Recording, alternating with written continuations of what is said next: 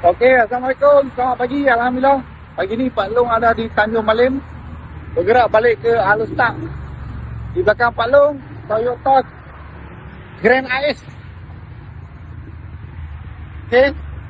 Okey, stok Grand Ace kita yang dari Port Klang dah selamat sampai di showroom kita. Okey, jom kita pusing sikit. Oh, ni model rare. Jarang ada kat Malaysia model ni.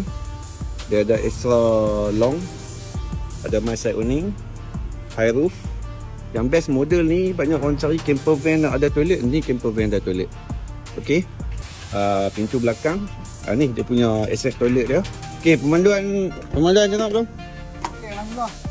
Pemanduan memang best lah. Pemanduan tak ada. Memang tak. Okey, so unit ni yang mana berminat boleh roger kita. Okey, kita sambung tour dalam dia. Okey, ni bahagian pemanduan dia. Dia punya cushion boleh pusing yang ni, sana pun sama. Okey, sliding door. Dia mai ada tayar ni bukan tak termasuk lah. Ni belakang dia, dia extra long kat sini. Wah, best ni. Ni toilet dia. Okey. Ni kabinet simpan almari baju. Ada microwave. Sini ada storage compartment. Okey. Wah, best lah unit ni. Best. Okey, atas ni ada bed, boleh tidur. Kat sini pun boleh jadikan bed. Okey.